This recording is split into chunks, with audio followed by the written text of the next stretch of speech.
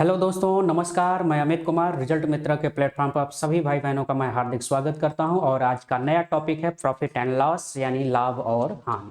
तो आज हम लोग लाभ और हानि वाले चैप्टर पर यहां पर डिस्कशन करने वाले हैं। अभी तक हम लोगों ने परसेंटेज पर काफ़ी क्वेश्चन डिस्कशन कर लिए हैं। अगर उन प्रश्नों को यानी लास्ट सेशन में अगर कुछ हो सकता है आपको समझ में ना आया हो तो आप सभी लोग कमेंट करेंगे, ठीक है। तो उस पर मैं एक अलग से और वीडियो बना दूंगा।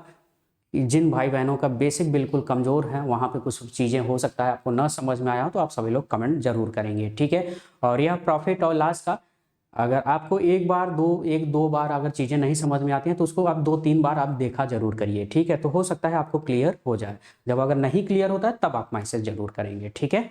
तो चलिए, आज का टॉपिक है प्रॉफिट एंड लॉस। तो आज हम लोग प्रॉफिट एंड लॉस पढ़ेंगे। अच्छा, कई भाई बहन पूछते हैं कि कौन सी बुक पढ़ें, कौन सा किताब पढ़ें। तो जो सीसैट के लिए बुक है जो मैं प्रेफर करता हूं आप सभी भाई बहनों के लिए, ठीक है। तो आप एक ऋचा अग्रवाल का, ठीक है, ऋचा अग्रवाल अच्छी बुक है, ठीक है। तो ऋचा अग्रवाल का जो कि ये अरिहंत पब्लिकेशन का है, ठीक है। हिंदी इंग्लिश दोनों में आता है। तो अरिहंत पब्लिकेशन का है, ऋचा अग्रवाल का। इस बुक को आप जरूर ले लें, ठीक है। इसमें काफ़ी अच्छे क्वेश्चन हैं जो कि आपके यूपीएससी जो प्रीवियस ईयर में आए हुए हैं वह भी क्वेश्चन इंक्लूडेड हैं। तो नए एडिशन का लीजिएगा ताकि उसमें क्वेश्चन नंबर आप क्वेश्चन जो है बढ़े होंगे, जो प्रीवियस ईयर में आए होंगे तो वह उन क्वेश्चन को आप जरूर देखें, ठीक है। तो ऋचा अग्रवाल अगर आपके पास पहले से बुक है, ठीक है, तो अगर आपके पास पहले से बुक है तो उसी बुक को आप बार बार जो है रिवाइज करें। अगर अरिहंत पब्लिकेशन का कोई और अब भी आपके पास बुक है तो, ठीक है। तो फिलहाल मैं रिकमेंड करूंगा आप सभी भाई बहनों को, ये अच्छी बुक है ऋचा अग्रवाल का, इसको आप जरूर पढ़ें, ठीक है। चलें, तो हम लोग बात करते हैं आज प्रॉफिट एंड लॉस पर, ठीक है। तो और प्रॉफिट और लॉस ये जैसे ही टॉपिक खत्म होगा और उसके बाद एक टॉपिक, छोटा सा टॉपिक है डिस्काउंट। डिस्काउंट जैसे हम लोग डिस्काउंट वाला चैप्टर कंप्लीट करेंगे फिर हम PYQ के रूप में यानी प्रीवियस ईयर जो क्वेश्चन होंगे जो कि आपके यूपीएससी, यूपी पीसीएस या अदर स्टेट एग्जाम में जितने भी प्रश्न आए होंगे उन सभी प्रश्नों को थोड़ा इस बार नंबर ऑफ क्वेश्चन में बढ़ा के लिखा कि आप सभी लोगों का कहना है कि question number of question sir बहुत कम कराते हैं, ठीक है।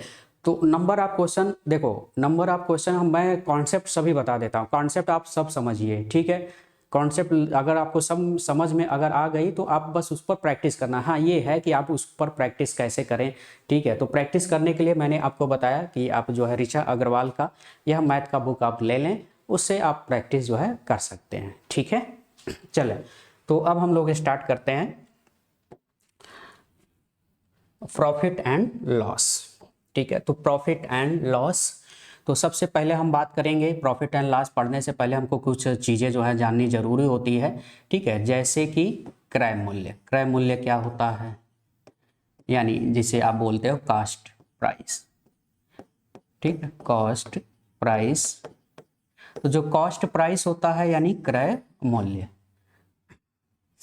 तो जिस मूल्य पर जिस मूल्य पर कोई वस्तु खरीदी जाती है, कोई वस्तु खरीदी जाती है यानी बाई की जाती है ना, खरीदी जाती है। तो जिस मूल्य पर कोई वस्तु क्या की जाती है, खरीदी जाती है, उसे क्रय मूल्य कहते हैं। क्या कहते हैं? क्रय मूल्य कहते हैं, ठीक है, क्रय मूल्य कहते हैं, ठीक है। यानी कोई वस्तु अगर आप खरीद रहे हैं, ठीक है, तो जिस कीमत पर आप उसको खरीद रहे हैं, परचेज कर रहे हैं, ठीक, उसे हम क्या बोलेंगे? क्रय मूल्य। और इसे हम सामान्यतः किससे इंडिकेट करेंगे? सीपी से। किससे इंडिकेट करेंगे? सीपी। सीपी मतलब वही कास्ट प्राइस। तो जब भी हम सीपी लिखेंगे तो सीपी मतलब आप समझ जाएंगे हम किसको इंडिकेट कर रहे हैं? क्रय मूल्य को इंडिकेट कर रहे हैं, ठीक है। तो ये बार बार आपको बताना ना पड़े, ठीक है। तो जहाँ भी हम सीपी लिखेंगे तो आप समझ जाएंगे कि हम उसके क्रय मूल्य यानी कास्ट प्राइस की बात कर रहे हैं, ठीक है। ये बात आपको समझ में आ गई, ठीक है। तो ये पहला फैक्टर। दूसरा, विक्रय मूल्य। विक्रय मूल्य यानी जिसे हम बोलते हैं सेलिंग प्राइस। सेलिंग प्राइस, अब ये सेलिंग प्राइस क्या है, तो जिस मूल्य पर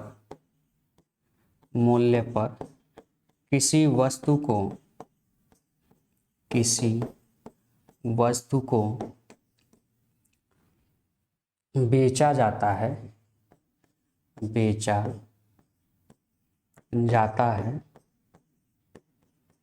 उसे विक्रय मूल्य कहते हैं। उसे हम क्या बोलेंगे, विक्रय मूल्य कहेंगे। ठीक है, विक्रय मूल्य कहते हैं। ठीक है, अब ये जो विक्रय मूल्य है इसको हम किससे इंडिकेट करेंगे, तो एसपी। ठीक है, यानी सेलिंग प्राइस। ठीक है, तो जहां भी हम एसपी लिखेंगे तो आप समझ जाएंगे कि हम विक्रय मूल्य की बात कर रहे हैं। किसकी बात कर रहे हैं, विक्रय मूल्य की बात कर रहे हैं। क्लियर, तो आप क्रय मूल्य समझ गए, यानी किसी वस्तु को जिस मूल्य पर आप किसी वस्तु को परचेज कर रहे हैं, यानी जैसे आप जा रहे हैं आलू खरीदने तो आप परचेजिंग करते हैं, तो परचेजिंग कर रहे हैं तो उसको हम क्या बोलेंगे, कास्ट प्राइस करेंगे। अब मान लो आप उस वस्तु को ला करके किसी दूसरे व्यक्ति को बेच दे रहे हैं तो उसे हम बोलेंगे सेलिंग प्राइस कहेंगे, यानी एसपी कहेंगे, सेलिंग प्राइस। ठीक है, क्लियर है। ठीक है, तो ये क्रय मूल्य हो गया, ये विक्रय मूल्य हो गया। चलिए अगला बात करते हैं, ऊपरी व्यय।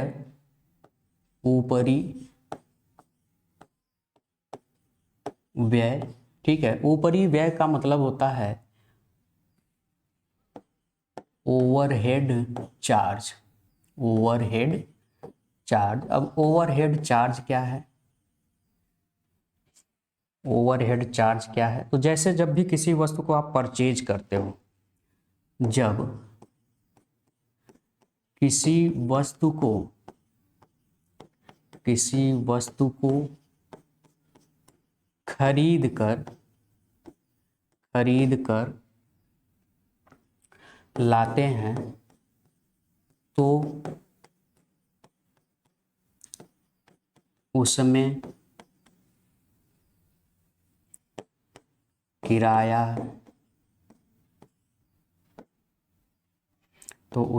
किराया, रखरखाव का खर्च।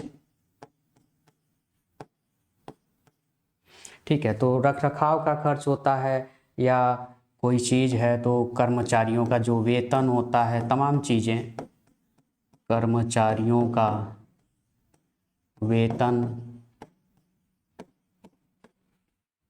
ठीक है,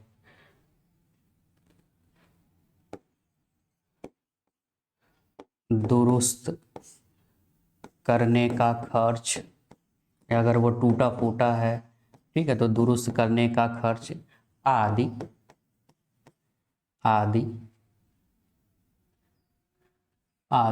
को हम क्या बोलते हैं, ऊपरी व्यय कहते हैं। ऊपरी व्यय कहते हैं। और ये जो ऊपरी व्यय होता है, ठीक है, इसको हम कास्ट प्राइस में जोड़ते हैं। ठीक है, ऊपरी व्यय को क्रय मूल्य में जोड़ दिया जाता है, क्रय मूल्य में जोड़ा जाता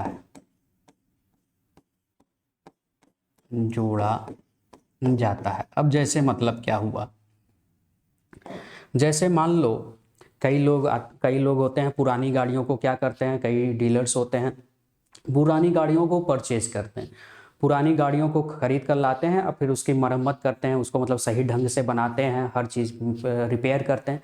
रिपेयर करने पे भी क्या होता है, कास्ट में खर्च आएगा भाई। उसको हम कोई चीज़ मान लो पुरानी गाड़ी है वो चल नहीं रही है, हम किसी से खरीद लिए कुछ रुपए में, फिर उसको लाएंगे तो किराया तो लगेगा कि नहीं लगेगा भाई। उसको हम पंच करके जो है एक जगह से दूसरे जगह जब हम अपने पास ले आएंगे तो किराया लगेगा।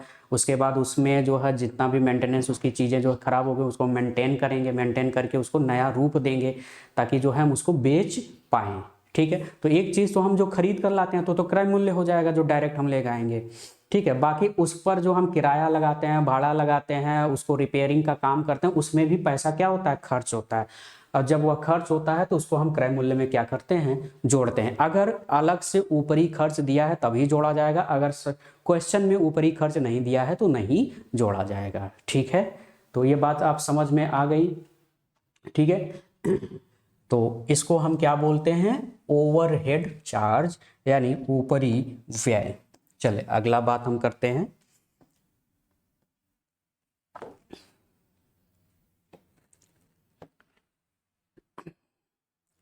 अगला लाभ। ठीक है, लाभ क्या होता है, यानी प्रॉफिट।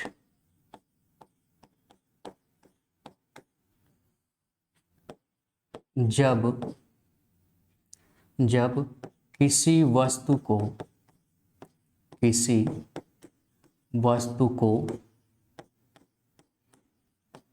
क्रय मूल्य से अधिक पर विक्रय किया जाता, विक्रय मतलब बेचना, विक्रय मतलब बेचना, तो क्रय मूल्य से अधिक पर विक्रय किया जाए। ठीक है, यानी जब किसी वस्तु को क्रय मूल्य से अधिक, ठीक है, अधिक पर विक्रय किया जाता है या विक्रय किया जाता है तो लाभ होगा। क्या होगा, लाभ होगा। ठीक है, यानी कहने का मतलब जो है कास्ट प्राइस जो है सेलिंग प्राइस से क्या होनी चाहिए, कम होनी चाहिए। यानी सेलिंग प्राइस की मूल्य ज़्यादा हो और कास्ट प्राइस की मूल्य कम हो। ठीक है, तो ऐसे कंडीशन में हम क्या कहेंगे कि लाभ हुआ है। यानी लाभ बराबर क्या हो जाएगा आपका कि विक्रय मूल्य, यानी विक्रय मूल्य हमेशा क्या होगा, बड़ा होगा और क्रय मूल्य हमेशा विक्रय मूल्य से छोटा होगा। ठीक है, यानी जो प्रॉफिट होगा तो P इक्वल टू P मतलब प्रॉफिट। ठीक है, तो P जो होगा प्रॉफिट होगा, यह क्या होगा, SP माइनस CP, यानी selling price minus cost price. ठीक है, क्लियर है। अच्छा, दूसरी बात यहाँ पे समझना है, तो जब भी लाभ होगा तो लाभ में हमेशा क्या होगा कि सेलिंग प्राइस अधिक होगा। क्लियर है, यहाँ पे किसी भाई बहन को कोई डाउट। जैसे अगर मैं कहूँ कि विवेक ने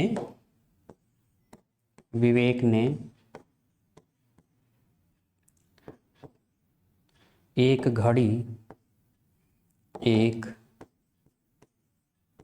घड़ी 1200 रुपए में खरीद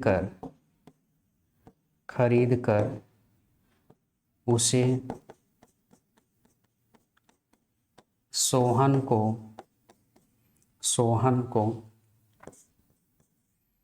1500 रुपए में बेच दिया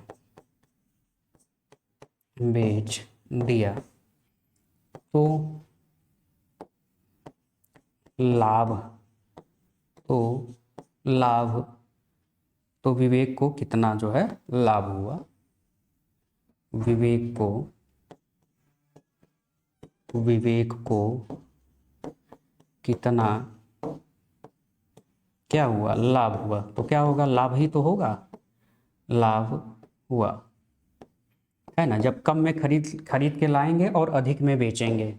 ठीक है, तो खरीदा कितना उसने, 1200 रुपए में खरीदा, मतलब उसकी कास्ट प्राइस कितनी है, 1200 रुपए है, और उसकी सेलिंग प्राइस कितनी है, तो सेलिंग प्राइस वह बेचा है, सोहन को बेचा है कितने में, 1500 रुपए में बेचा है। कितने में बेचा है, 1500 रुपए में बेचा है।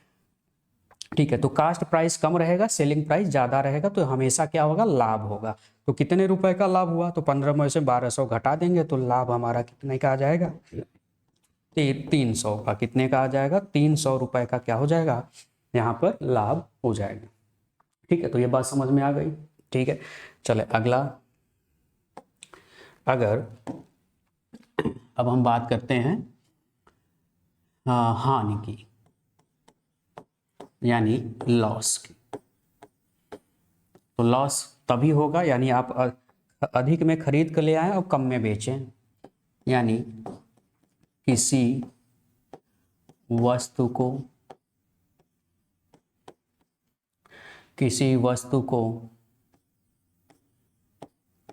कम में खरीद कर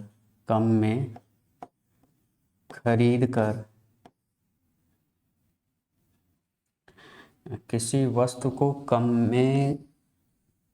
में नहीं अधिक में, किसी वस्तु को अधिक में खरीद कर कम में बेचा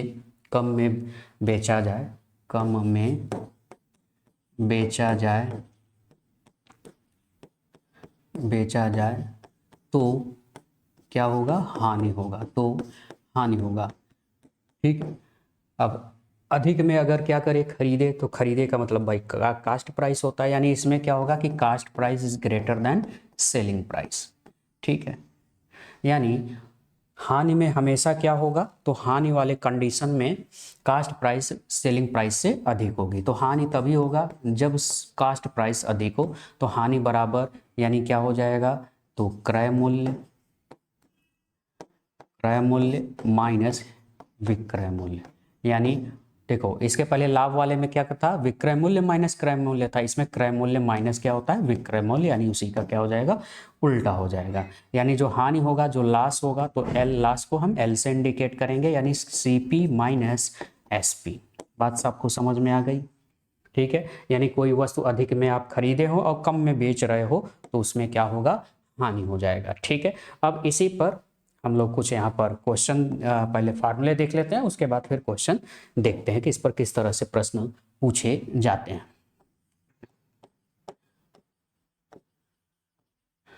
तो पहले हम लोग कुछ फार्मूला देखेंगे जो कि लाभ और हानि पर आधारित बेसिक फार्मूला है। बेसिक फार्मूले तो आपको याद रखने ही चाहिए। ठीक है, बेसिक फार्मूले हमेशा याद रखने चाहिए। तो पहला मैंने अभी आपको बताया कि लाभ इज इक्वल टू क्या होगा?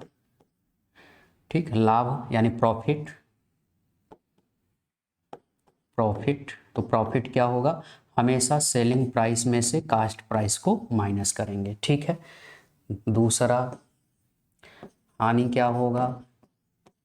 तो जो लॉस होगा वह कास्ट प्राइस में से सेलिंग प्राइस को माइनस होगा, जैसा कि अभी हमने देखा।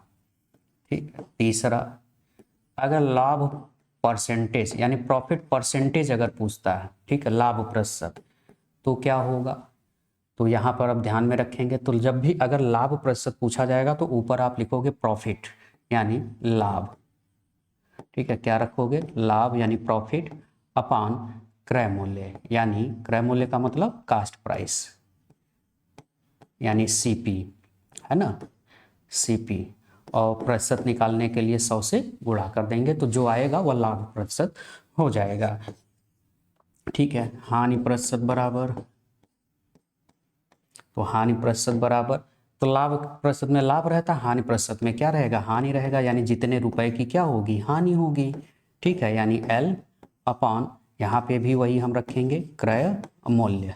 ठीक है, हमेशा क्रय मूल्य पर ही लाभ और हानि निकाले जाते हैं, विक्रय मूल्य पर नहीं निकाला जाता, ध्यान में रखें।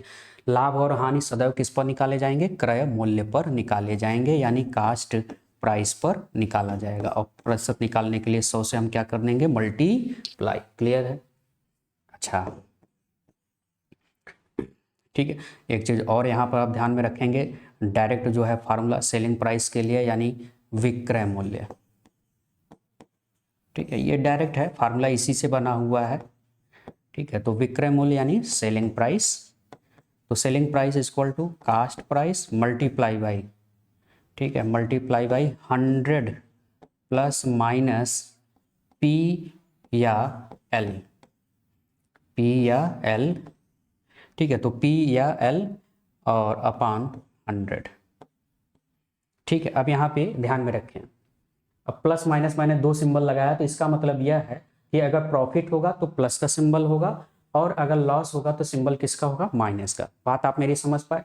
अगर सेलिंग प्राइस पूछ रहा है, कास्ट प्राइस मालूम है और प्रॉफिट या लॉस अगर आपको दिया गया है, तो आपको क्या करना है, अगर प्रॉफिट दिया है तो प्लस सिंबल यानी 100 में पी जोड़ देंगे, जितना भी रहेगा प्रॉफिट परसेंटेज उतना आप क्या करोगे, जोड़ दोगे। ठीक है, ये जो भी रहेगा किस में रहेगा, प्रतिशत में रहेगा। किस में रहेगा, प्रतिशत में। ये किस में रहेगा, प्रतिशत में। ठीक है, और अपान में क्या, 100। ठीक है, इतनी बात आपको ध्यान में रखनी है। अभी इस पर हम प्रश्न भी देखेंगे अच्छे से। और क्रय मूल्य बराबर, अगर क्रय मूल्य डायरेक्ट अगर आपसे निकालना हो तो आप लिखेंगे C P is equal to S P multiply by 100। आप यहाँ पर क्या करोगे, ऊपर रखोगे, इसी का उल्टा हो जाएगा, और ये हो जाएगा 100 प्लस माइनस पी या एल। ठीक है, जो भी परसेंटेज रहेगा यह उसका यहाँ पे रख दोगे। ठीक है, तो ये हो जाएगा इसका फार्मूला। ठीक है, तो ये 4 फार्मूले, ये बेसिक फार्मूले हैं, इनको आप देख लो अच्छे से, इनको आप लिख लो कॉपी में। ठीक है, इनका नोट्स आप प्रॉपर बनाओ। ठीक है, ये क्योंकि ये इंपॉर्टेंट है और ये अक्सर आपको क्वेश्चन में देखने को मिलेंगे। तो चलिए अब हम स्टार्ट करते हैं पहले प्रश्न से। तो ये रहा आपके सामने पहला प्रश्न। कह रहा है कि एक आदमी एक खिलौना 25 रुपए में खरीदता है और उसे 30 रुपए में बेच देता है, उसे कितने प्रतिशत लाभ हुआ। ठीक है, तो खरीदना मतलब कास्ट प्राइस कितना है, तो कास्ट प्राइस आप कहोगे 25 रुपए है। ठीक है, 25 रुपए। सेलिंग प्राइस यानी 30 रुपए में बेचता है, तो इसका मतलब ये सेलिंग प्राइस है, और सेलिंग प्राइस कितना है, 30 रुपए है। 30 रुपए है। ठीक है, अच्छा अब अगर ये देखो भाई, यहाँ पे आप देख रहे हो कि कास्ट प्राइस जो है सेलिंग प्राइस इसमें ज़्यादा है। अब ज़्यादा है तो आपको सीधा कहोगे क्या होगा भाई, लाभ होगा। जब अधिक में बेचा जाएगा तो हमेशा क्या होगा, लाभ होगा। तो लाभ बराबर आप निकाल लोगे भाई, कितना हो जाएगा, तो हम क्या करेंगे कि एसपी में से यानी विक्रय मूल्य में से क्रय मूल्य को घटा देंगे, यानी एसपी माइनस सीपी, यानी 30 माइनस 25, तो कितने रुपए का लाभ हुआ, तो 5 रुपए का क्या हुआ, लाभ हुआ। ठीक है, 5 रुपए का क्या हुआ, लाभ हुआ। ठीक है, लेकिन लाभ नहीं पूछा, लाभ प्रतिशत पूछा है। तो प्रॉफिट परसेंटेज यानी profit percentage equal to formula अभी हमने देखा है कि प्रॉफिट परसेंटेज क्या होता है, प्रॉफिट परसेंटेज यानी लाभ बटे क्रय मूल्य इंटू 100। ठीक है, फार्मूला आप लिख लेंगे, सभी को ध्यान में रखना है। तो क्या होता है, प्रॉफिट अपॉन कास्ट प्राइस और इंटू 100। तो प्रॉफिट कितने का हुआ, 5 रुपए का हुआ, 5 रुपए लिखेंगे। कास्ट प्राइस कितनी है, तो कास्ट प्राइस 25 रुपए है, 25 रुपए लिखेंगे और इंटू क्या कर लेंगे, 100। ठीक है, तो ये हो जाएगा 5 1 जा 5, 5 1 जा 5 और 5 5 जा 25। तो ये इसको काटोगे तो ये आ जाएगा 20। ठीक है, तो 5 से काट दिया, 20 आ गया, यानी हमारा आंसर कौन सा हो जाएगा, सी वाला हमारा यहाँ पे राइट आंसर हो जाएगा। तो किसी भाई बहन को इसमें कोई समस्या, तो बिल्कुल बेसिक सा क्वेश्चन है, यहाँ पे कोई समस्या नहीं होनी चाहिए। चलिए अगला प्रश्न। कह रहा है कि किसी वस्तु को 150 रुपए में बेचने पर 25% की हानि होती है, तो क्रय मूल्य ज्ञात कीजिए। तो पहले सबसे पहला काम आप क्या किया करिए कि पहले जो दिया है, क्योंकि अगर आपने पता कर लिया क्या दिया है, क्या पूछा जा रहा है, इतना पता कर लिया तो आप समझ जाओगे कि आधा सवाल आपका लग गया, यानी 60% सवाल जो है सॉल्व हो जाता है। तो 150 रुपए में बेचने पर, बेचने पर मतलब ये क्या है, सेलिंग प्राइस है। तो सेलिंग प्राइस कितना दिया है, 150 दिया हुआ है। कितना दिया है, 150 दिया हुआ है। ठीक है, अच्छा 25% की क्या होती है, हानि होती है, मतलब ये लॉस परसेंटेज दिया है। क्या दिया है, लॉस परसेंटेज कितना दिया है, 25% दिया है। ठीक है, अच्छा क्रय मूल्य यानी कास्ट प्राइस आपसे पूछा जा रहा है कि कास्ट प्राइस क्या होगी। ठीक है, तो हम अब लास्ट परसेंटेज दिया है तो हम लास्ट परसेंटेज वाला फार्मूला अप्लाई करेंगे। लॉस परसेंटेज इक्वल टू क्या होता है कि लॉस बाई कास्ट प्राइस और इंटू 100। ठीक है, ये हम कर सकते हैं, लेकिन अब चूंकि कास्ट प्राइस तो दिया नहीं है, एल दिया है, लॉस तो हमको यहाँ पे पता नहीं है। ठीक है, तो हम डायरेक्ट एक और फार्मूला अभी हमने जो बताया, ठीक है, वही यहाँ पर यूज करेंगे। कौन सा फार्मूला, तो देखो यहाँ पे मैंने फार्मूला लिखा है कि आपसे क्या पूछ रहा है, कास्ट प्राइस पूछ रहा है, तो डायरेक्ट हम ये फार्मूला प्रयोग करेंगे। ठीक है, चले तो यहाँ पर हम फार्मूला कास्ट प्राइस के लिए क्या होता है भाई कि सेलिंग प्राइस इंटू 100 अपॉन 100। अच्छा अब प्लस माइनस मैंने 2 सिंबल लगाया था, मैंने कहा कि अगर प्लस होगा प्रॉफिट होगा तो प्लस लगाएंगे, अगर लॉस होगा तो माइनस लगाएंगे। तो लॉस हो रहा है, माइनस लगाएंगे कितना, 25। ठीक है, हम इसको डायरेक्ट भी लिख सकते थे। डायरेक्ट कहने का मतलब यह है कि हम डायरेक्ट बस इतना लिखते हैं 150/100/75। ठीक है, लेकिन ये तब आप करोगे जब सारा कॉन्सेप्ट आप समझ जाओगे, है ना। तो सेलिंग प्राइस आपको मालूम है 150, तो 150 लिख लिया, मल्टीप्लाई बाई 100 अपॉन ये हो गया आपका 75। तो हम डायरेक्ट केवल यही लिखते हैं। ठीक है, कैलकुलेशन कर लेते हैं, हमारा आंसर आ जाता। तो ये 75 दूना कितना हो जाएगा, 150, और 100 में 2 का मल्टीप्लाई यानी 200, यानी हमारा कास्ट प्राइस कितना है, 200 रुपये है। यानी हमारा ए वाला यहाँ पर विकल्प सही हो जाएगा। ठीक है, बात आप मेरी समझ पाए। ठीक है, तो बिल्कुल बेसिक वाले फार्मूले पर अभी हम लोग इसको डिस्कस कर रहे हैं। चले अगला प्रश्न, यदि किसी वस्तु के क्रय और विक्रय मूल्य में 5:6 के अनुपात में हो तो उसका लाभ प्रतिशत होगा। ठीक है, तो यहाँ पर 5:6। ठीक है, तो पहला क्या है, क्रय है और फिर विक्रय, मतलब ये कास्ट प्राइस है और ये क्या है, सेलिंग प्राइस है। तो ये 5 से 6 हो रहा है, मतलब बढ़ रहा है, मतलब सेलिंग प्राइस क्या है, इसमें ज़्यादा है। जब सेलिंग प्राइस ज़्यादा हो कास्ट प्राइस से तो सीधा सा मतलब है क्या होगा, लाभ होगा। तो लाभ प्रतिशत आपको सीधा निकाल लेना है कि लाभ प्रतिशत इक्वल टू क्या होता है, प्रॉफिट यानी लाभ बटे कास्ट प्राइस और मल्टीप्लाई बाई 100। ठीक है, लाभ मतलब भाई इनका अंतर। तो 5 में 5 कोई चीज़ 5 का है और उसको 6 में बेचा जा रहा है, मतलब कितने का लाभ है, एक ही तो है। यानी मान लो कि 5 रुपए में खरीद रहे हो, 6 रुपए में बेच रहे हो, तो कितने का लाभ हुआ, 1 रुपए में लाभ हुआ। तो लाभ है 1 और कास्ट प्राइस कितनी है, 5 है, 5 लिखोगे और मल्टीप्लाई बाई 100। तो 5 बिसम्बे 100, यानी कितना आ जाएगा, 20 हमारा आंसर हो जाएगा। यानी 20% का क्या होगा, लाभ होगा, प्रॉफिट होगा। क्लियर। चले अगला प्रश्न चलते हैं, ये रहा आपके सामने। एक आदमी ने एक कार को 1,35,000 में खरीदा, बाद में उसकी मरम्मत पर 25,000 रुपये और खर्च किया और उसे 10% की हानि हुई, तो उसने उसको कितनी कीमत में बेचा। ठीक है, तो यानी कितने में बेचा, सेलिंग प्राइस आपसे पूछा जा रहा है। ठीक है, तो पहले हम कास्ट प्राइस अगर देखें तो कास्ट प्राइस जो है यह कितना है, 1,35,000 में वह खरीदता है। ठीक है, 1,35,000 में, लेकिन इस पर जो है ऊपरी व्यय भी है, ऊपरी व्यय भी है। ऊपरी व्यय का मतलब ऊपरी खर्चा जो मरम्मत के लिए कराता है वह 25,000 रुपये, कितना है, 25,000 रुपये जो है ओवरहेड चार्ज लगाता है। तो कुल सीपी यानी टोटल जो सीपी होगी, टोटल सीपी होगी, तो इन दोनों को हम क्या करेंगे, जोड़ देंगे, क्योंकि यह भी आपके खर्चे में ही है।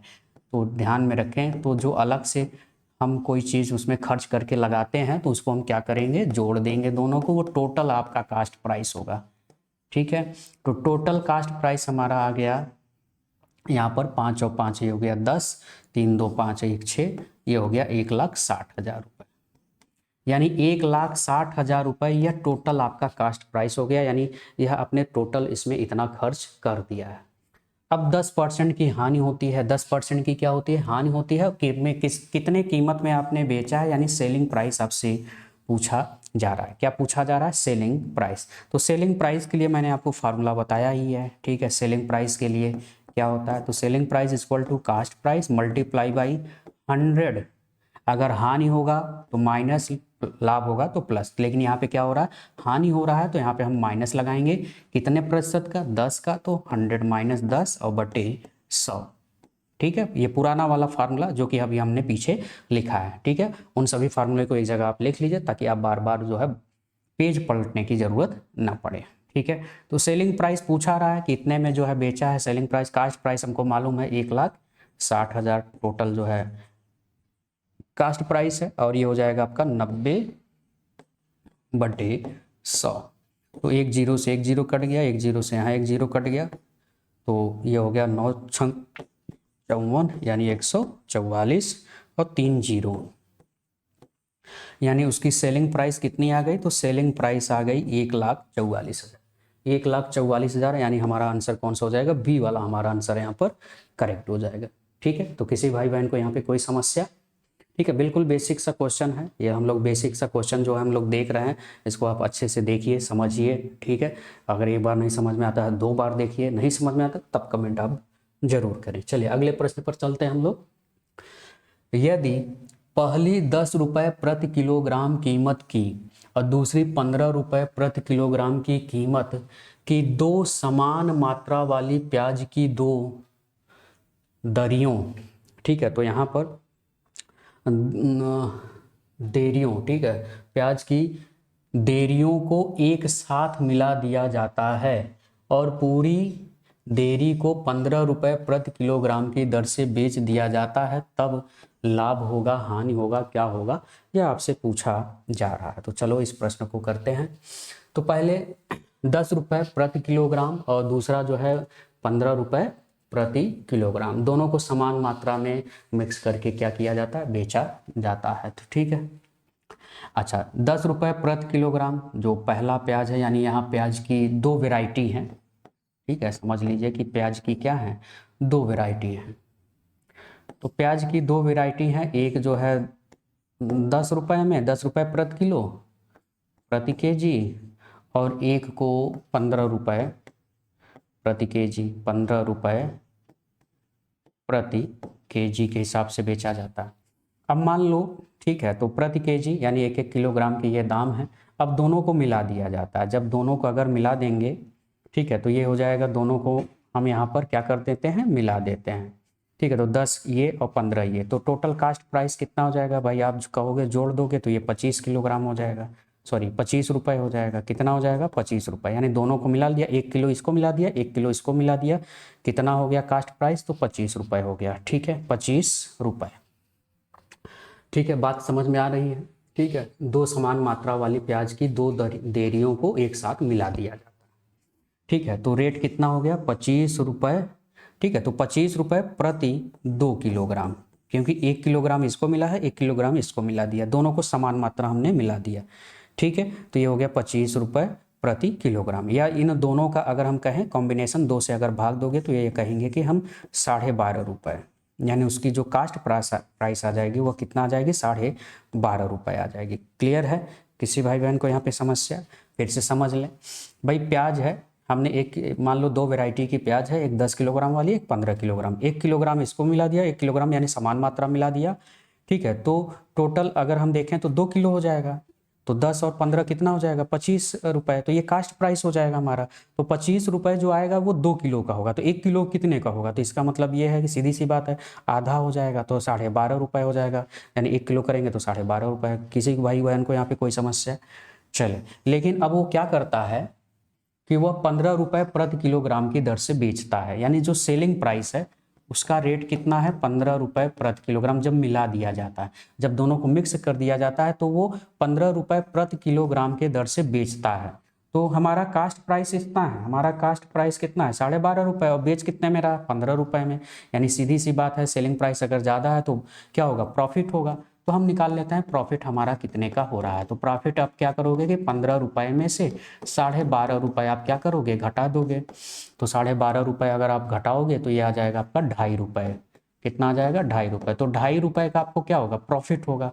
तो पूछा क्या है, परसेंटेज पूछा है, तो प्रॉफिट परसेंटेज आपको निकालना है। तो profit percentage equal to, formula आपको जानते ही हैं, प्रॉफिट अपॉन कास्ट प्राइस और इनटू 100, ये हो जाएगा 2.5। ठीक है, इसको 2.50 है ना, तो चाहे ऐसे ही लिख लो, नहीं तो आप कहोगे कि जीरो कहाँ गया, है ना।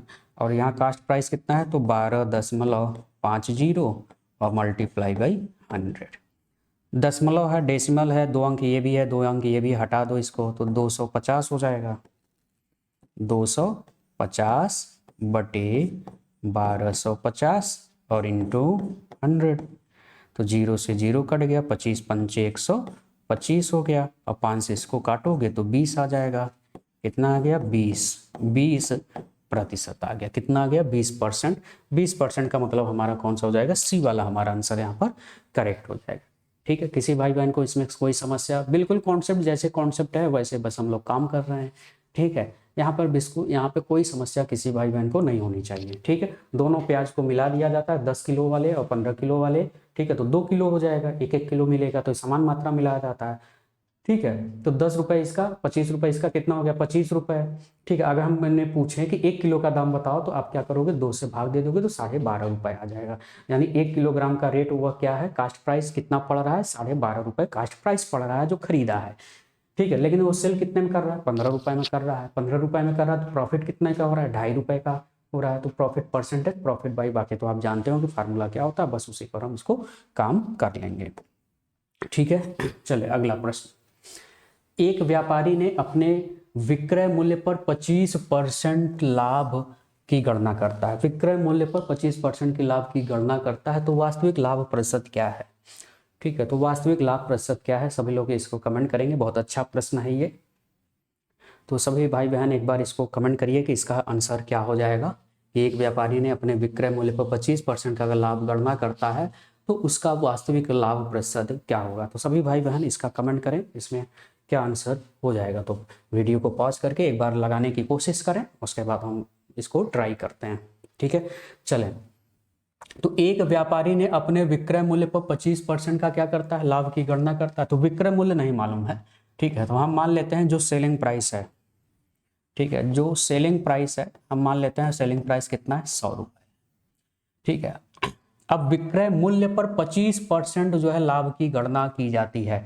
इसका मतलब यह है कि जो अगर 25% लाभ कमाता है किस पर, विक्रय मूल्य पर। विक्रय मूल्य पर 25% लाभ का मतलब यह है कि वह 25 रुपये का लाभ कमाता है। कितने का, 25 रुपये का लाभ कमाता है, तभी तो होगा 25%। 100 का 25% कितना, सेलिंग प्राइस हमने 100 रुपये मान लिया कि सेलिंग प्राइस जो है किसी वस्तु का जो है दाम जो है वह 100 रुपये का है।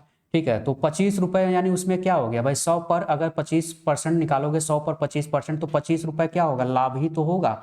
मतलब कि 100 का जो 25% है उसका 25 रुपये आ जाएगा। इसका मतलब यह है कि कास्ट जो प्राइस होगी, 25 रुपये घटा दो, तो 100 रुपये में 25 घटाएंगे तो कास्ट प्राइस कितनी आ जाएगी, 75 रुपये आ जाएगी। कितनी आ जाएगी, 75 रुपये आ जाएगी। बात आप मेरी समझ पा रहे हो।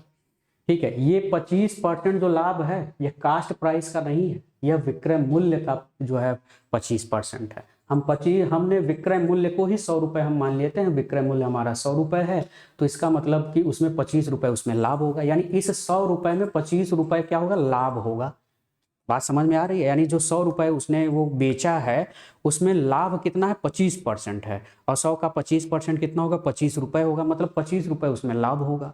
इसका मतलब 25 रुपये लाभ है, तो सीधी सी बात है कि कास्ट प्राइस जो है 75 रुपये है। इतनी बात समझ में आ गई। तो अब लाभ प्रतिशत आपको निकालना है। तो लाभ प्रतिशत बराबर, अब फार्मूला आपको मालूम है कि लाभ परसेंटेज इक्वल टू क्या होता है, प्रॉफिट अपॉन कास्ट प्राइस और इंटू 100। तो प्रॉफिट हमारा कितने का है, 25 रुपये का है।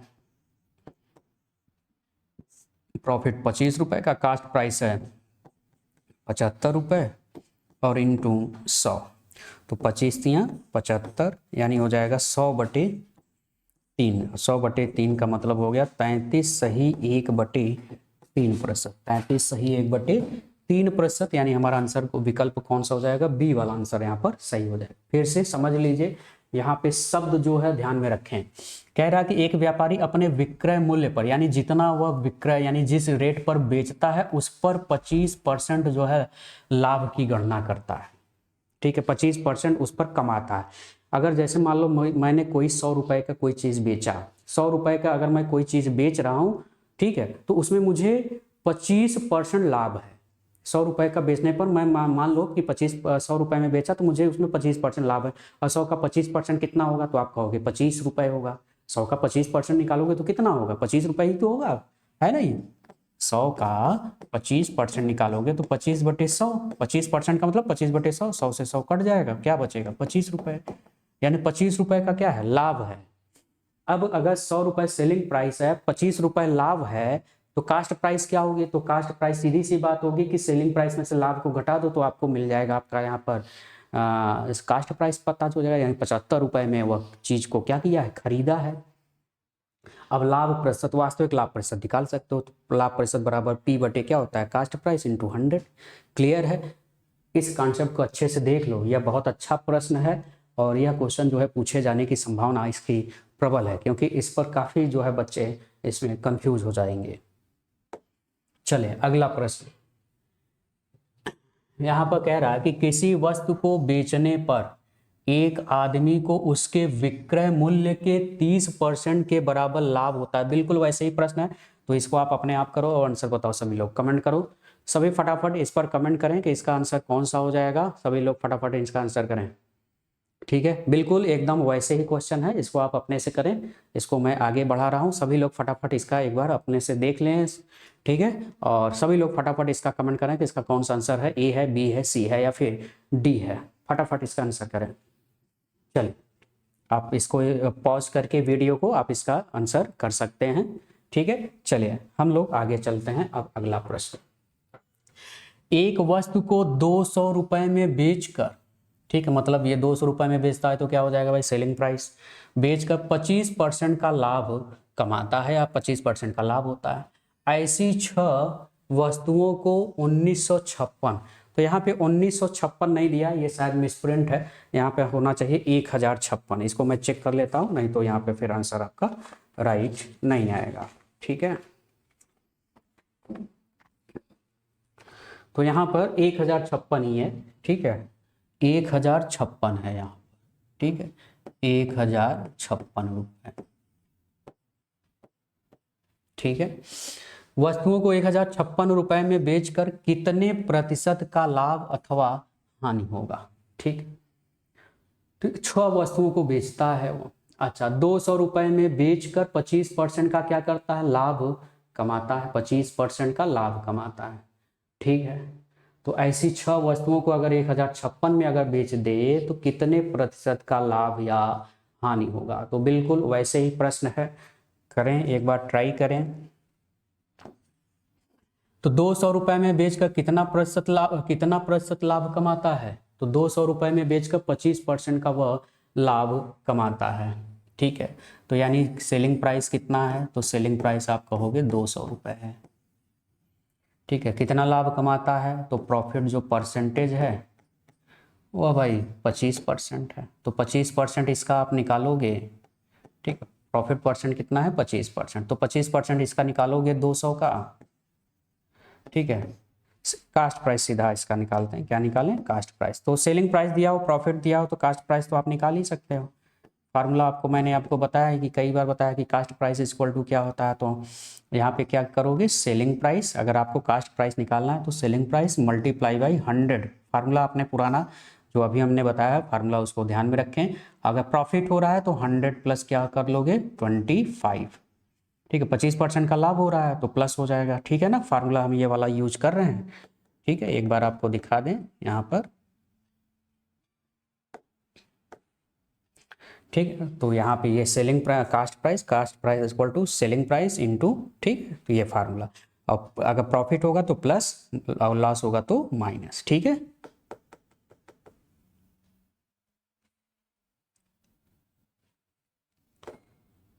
ये आ गया। ठीक, तो हमारा कास्ट प्राइस सेलिंग प्राइस कितना है, 200 रुपये है, तो 200 मल्टीप्लाई बाई 100 इंटू 125, तो भाई 25 चौका 100 और 25 पंचे 125, 5 से इसको काट लो तो 5 चौक 20, 4 चौक 16, यानी जो कॉस्ट प्राइस है वह कितना है, 160 रुपये। कितना है, 160 रुपये। अच्छा, अब एक चीज़ देखो, यहाँ पे कह रहा है कि 6 वस्तुओं को 1056 में बेचता है। 6 वस्तुओं को, कितने वस्तुओं को, 6 वस्तुओं को, 6 वस्तुओं को कितने में बेचता है, तो उसकी जो सेलिंग प्राइस है वह 1056 है। तो एक वस्तु को कितने में बेचेगा, तो आप कहोगे भाई 6 वस्तु को 1056 में बेच रहा है तो 6, एक वस्तु को बेचेगा तो 6 से क्या करोगे, भाग दे दोगे। इतना तो सभी लोग समझते हैं भाई, है ना।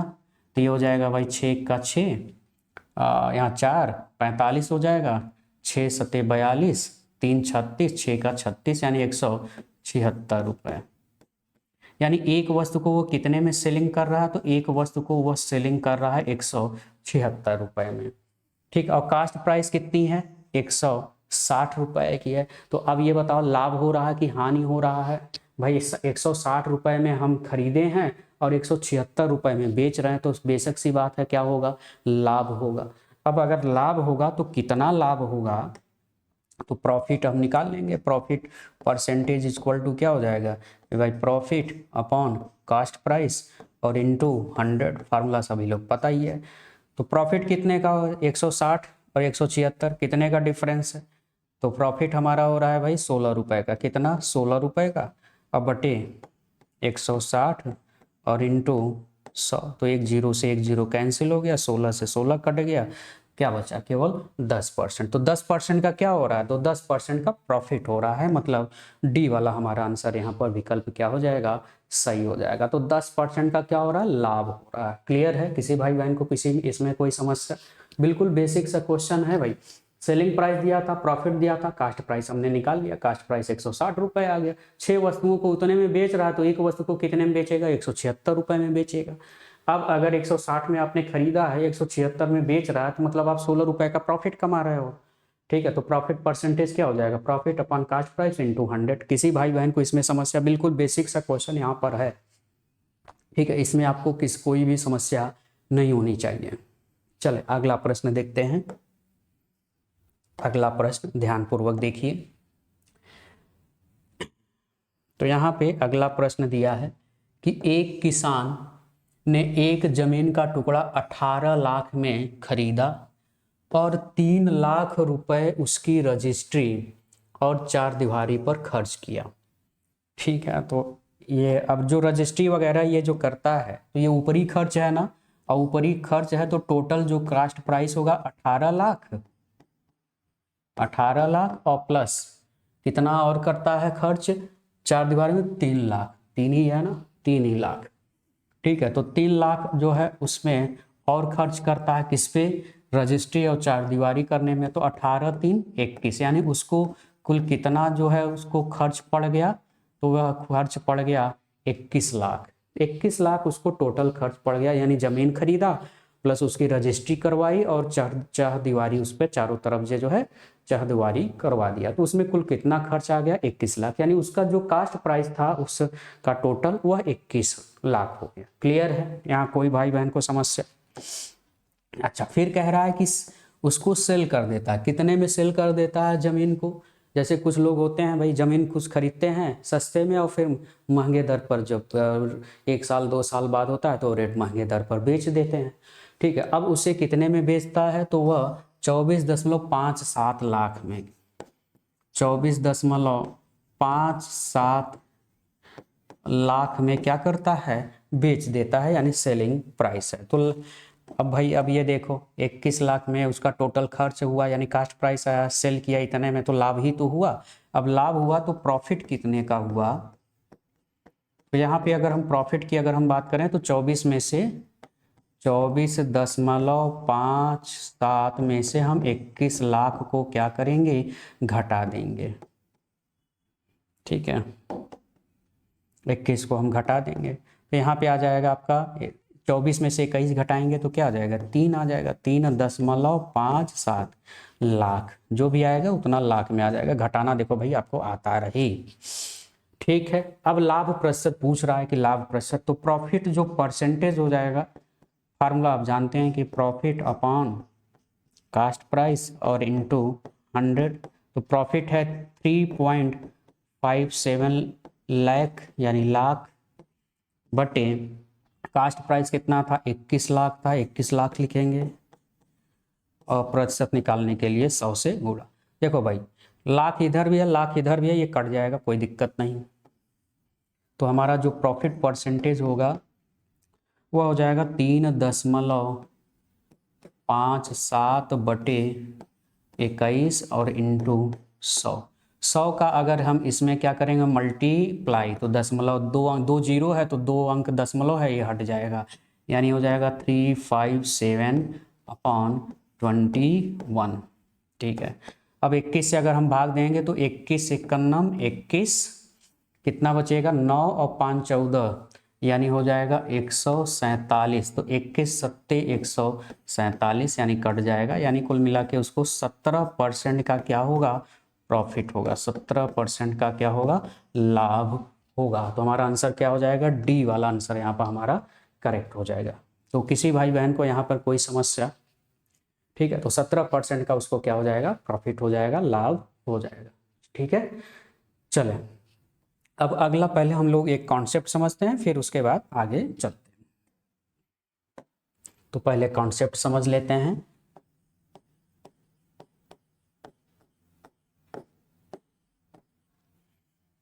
ठीक है, कॉन्सेप्ट यह है कि अगर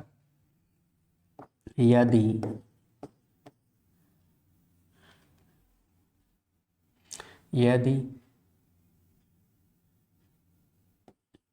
ए रुपए में, यदि ए रुपए में बी की दर से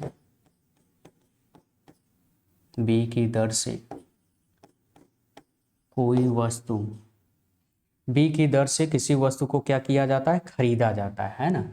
यानी यदि ए रुपए में बी की दर से कोई वस्तु खरीदी जाती है तथा उस वस्तु को बी रुपए में ए की दर से बेचा जाता है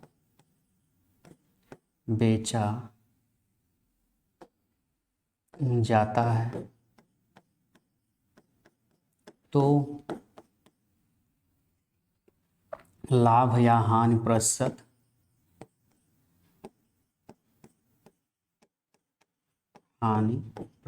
होगा।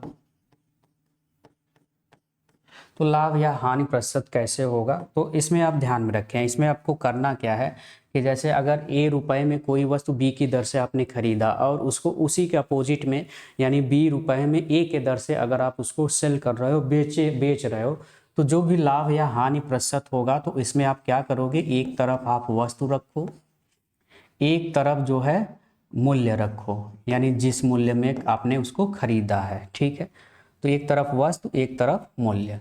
तो वस्तु यानी कितने की दर से, वस्तु जो दर रहेगा, ठीक है, जिस वस्तु को जितने के दर से आप क्या कर रहे हो, खरीद रहे हो या फिर बेच रहे हो। तो पहले इधर वस्तु रखोगे यानी बी, और इधर क्या रहेगा, ए रहेगा। मूल्य जहाँ रहेगा, रुपया रहेगा, वहाँ ए रहेगा। ठीक है, फिर अगले वाले में कह रहा है कि बी रुपए में, तो बी रुपए मतलब यहाँ हो जाएगा, और ए की दर से खरीदा ये हो जाएगा।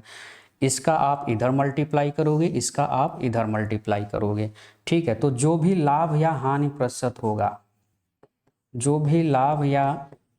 प्रतिशत होगा, वह हो जाएगा, ठीक है, बी स्क्वायर माइनस ए स्क्वायर और अपॉन में ए स्क्वायर, अपॉन में क्या हो जाएगा, ए स्क्वायर हो जाएगा। क्लियर है? ठीक है, तो बी स्क्वायर माइनस ए स्क्वायर अपॉन ए स्क्वायर, और प्रतिशत निकालने के लिए 100 से आप क्या कर लोगे, मल्टीप्लाई कर लोगे, जो आएगा वही आपका आंसर हो जाएगा। क्लियर है भाई? ठीक है, किसी भाई बहन को यहाँ पे कोई समस्या? ठीक है, यानी इस तरह से हम इसको हल कर लेंगे, जो आएगा वही हमारा आंसर हो जाएगा। तो ये एक शॉर्ट ट्रिक है जिसको आप आसानी से कर सकते हो। क्लियर है? अगर हल करते समय माइनस में आ गया तो हानि होगा, और प्लस में आ गया तो लाभ होगा। ठीक है, अगर प्लस सिंबल आया तो लाभ होगा, यानी हल करने पर प्लस में आ गया तो लाभ, और अगर हल करते समय माइनस हो गया तो हानि हो जाएगा। क्लियर है? कोई समस्या यहाँ पर? ठीक है, अब इसी पर आधारित जो है अगला आपका प्रश्न है, इसको आप जो है स्क्रीनशॉट ले लें, इसको अच्छे से देख लें। ठीक है, चलें, ठीक है, इसी पर एक पहले और देख लेते हैं, इसी पर पहले एक और आपको यहाँ पर बता देते हैं। ठीक है, अब यहाँ पर ए और बी मैंने लिया था, अब जरूरी नहीं ए और बी हो। यदि, दूसरा नंबर, यदि ए रुपए में बी की दर से बी की दर से कोई वस्तु खरीद कर, ठीक है। अब मान लो कि x रुपए में y की दर से, y की यानी अलग अलग अगर हो, y की दर से बेचता है तो लाभ या हानि प्रतिशत होगी। फार्मूला अब भी वैसे ही है। पहले आप लिखोगे वस्तु, यानी वस्तु रहेगा जिस दर से आप उसको खरीद रहे हो, और इधर रहेगा मूल्य जिस रेट्स में आप खरीद रहे हो, ठीक है। तो वस्तु है यानी जो दर है वह बी है, ए रुपए में आपने खरीदा, फिर एक्स रुपए में आपने खरीदा और दर है ये, ठीक है। तो इसका इधर मल्टीप्लाई और फिर इधर मल्टीप्लाई। तो पहले हमेशा ऐसे मल्टीप्लाई करोगे, यानी बी एक्स माइनस ए वाई अपॉन ए वाई, ठीक। अपॉन में हमेशा ये वाला पोर्शन रहेगा, ध्यान में रखेंगे, ठीक है। ये वाला कभी नहीं रहेगा, ठीक है, ध्यान में रखेंगे। तो हमारा जो लाभ या हानि जो प्रतिशत हो जाएगा, ये फार्मूला हो जाएगा और इंटू 100, ठीक है। क्लियर है, ठीक है। तो इस फार्मूले को हम यूज करेंगे। चलिए, जैसे देखिए, यदि कोई व्यक्ति 10 रुपए में 12 आम खरीद कर और फिर 12 रुपए में 10 की दर से बेचता है, तो इस लेन देन में उसके द्वारा प्राप्त लाभ या हानि प्रतिशत। तो सबसे पहले इधर आप रखोगे वस्तु, ठीक है, और इधर क्या रखोगे, मूल्य। तो वस्तु के स्थान पे यानी 12 आम है तो यहाँ पे 12 रखोगे, मूल्य है आपका 10। इधर क्या है कि 10 रुपए में 10 की दर से, दर मतलब इधर और मूल्य इधर, यानी 12 रुपए। तो इसका इधर मल्टीप्लाई और इसका इधर मल्टीप्लाई, ठीक है। तो ये कितना हो जाएगा, पहले ऐसे मल्टीप्लाई करोगे फिर ऐसे, तो 12 का 12 मल्टीप्लाई 144 और इसका मल्टीप्लाई 100, ठीक है। यानी हम क्या करते हैं, पहले इधर मल्टीप्लाई यानी बी स्क्वायर, ठीक है ना। मैं यहाँ पे लिख नहीं रहा हूँ। तो 12 का स्क्वायर माइनस 10 का स्क्वायर और बटे में हमेशा ये वाला लिखेंगे, ठीक है, यानी 10 का स्क्वायर, और प्रतिशत निकालने के लिए 100 से गुणा। इसको हल करोगे तो ये प्लस में आएगा, यानी जो भी आएगा प्लस में आएगा, यानी क्या होगा, लाभ प्रतिशत होगा, ठीक है। अब वैसे भी लाभ प्रतिशत होगा, 10 रुपए में 12 की दर से खरीद रहे हो और 12 अगर अधिक में बेच रहे हो, कर रहे हो, अधिक में बेच रहे हो और क्वांटिटी कम है, यहाँ क्वांटिटी ज़्यादा है, यहाँ क्वांटिटी ज़्यादा है तो 10 में खरीद रहे हो, वहाँ क्वांटिटी अगर यहाँ पे रेट मतलब 12 रुपए में आप खरीद रहे हो और क्वांटिटी कम है, तो हमेशा सीधी सी बात है क्या होगा, प्रॉफिट होगा, ठीक है, प्रॉफिट होगा। तो यहाँ पे हो जाएगा 144 माइनस 100 बटे 100 और मल्टीप्लाई में भी 100, 100 से 100 क्या होगा, कैंसिल हो जाएगा। 144 में से 100 घटेगा तो 44% का क्या होगा, लाभ होगा। कितने परसेंट का, 44%, यानी सी वाला हमारा विकल्प यहाँ पर सही हो जाएगा। सभी भाई बहन को समझ में आ गया, यहाँ पे कोई दिक्कत किसी भाई बहन को, ठीक है। इस तरह के प्रश्न आए तो इस ट्रिक का आपको याद करें। बाकी और भी मेथड हैं, ठीक है, लेकिन हम वो सब मेथड अभी नहीं पढ़ेंगे। वो सब मेथड हम लोग, क्योंकि अभी टॉपिक बहुत हैं, ठीक है। तो आप जितना 60 से 60 पढ़िए, क्योंकि अभी आपको एग्जाम देने हैं, ठीक है। तो इसलिए बस केवल इतने पर फोकस करें, बाकी कई मेथड से इसको लगाया जा सकता है, ठीक है। ढेर सारे मेथड अगर आप इंक्लूड कर देंगे तो आप एग्जाम के वक्त भूल जाएंगे कौन कहाँ किस में लगाए हैं, ठीक है। अगला क्वेश्चन बिल्कुल इसी तरह से है कि एक व्यक्ति 1 रुपए में 2 के हिसाब से, तो एक तरफ फिर वही आप रखिए, एक तरफ वस्तु और एक तरफ मूल्य। तो वस्तु कितने, 2 के हिसाब से यानी 2 के दर से, 1 रुपए में यहाँ 1 रखिए, और फिर 3 रुपए में तो मूल्य इधर है तो यहाँ 3 रखिए, और 5 के दर से, 5 के हिसाब से बेच रहा है, इसका इधर मल्टीप्लाई, इसका इधर मल्टीप्लाई, तो 2 तिहाई 6 और 5 इक्का 5। अब मैं डायरेक्ट कर रहा हूँ, अब इतना लिख नहीं रहा हूँ, ठीक है। बटे में हमेशा क्या रखेंगे, ये वाला पोर्शन रखेंगे, ठीक है। और प्रतिशत निकालने के लिए 100 से गुणा। अब 6 में से 5 घटाएंगे तो प्लस में ही आएगा, मतलब ये क्या होगा, लाभ प्रतिशत ही होगा, ठीक है, लाभ प्रतिशत होगा। तो ये हो जाएगा 1/5 और इंटू 100, तो 5 बिसम्बे 100, यानी 20% का क्या होगा, आपको प्रॉफिट होगा। यानी हमारा आंसर विकल्प कौन सा हो जाएगा, सी वाला हमारा यहाँ पे आंसर करेक्ट हो जाएगा। तो आई होप कि ये बात आपको समझ में आ गई होगी, ठीक है। ठीक है, तो ये रहा आज का लास्ट सेशन। अब यहाँ पर आपको एक बार फिर से मैं यहाँ पे इंक्लूड बता दूँ, सभी भाई बहन जो है, अगर आपको कोई बुक लेनी है, बुक अगर आपने नहीं खरीद रखा है तो आप ऋचा अग्रवाल, ठीक है, ऋचा अग्रवाल जो कि एक अरिहंत पब्लिकेशन का आता है, ठीक है, अरिहंत पब्लिकेशन का, तो अरिहंत पब्लिकेशन के ऋचा अग्रवाल की बुक आप जो है परचेज कर सकते हैं। अच्छे क्वालिटी के क्वेश्चन है, अच्छे प्रश्न है इसमें, हिंदी और इंग्लिश दोनों मीडियम में आते हैं, तो इस बुक को जो है आप खरीद सकते हैं। ठीक है, चलिए तब तक आप स्वस्थ रहिए, सावधान रहिए, जय हिंद।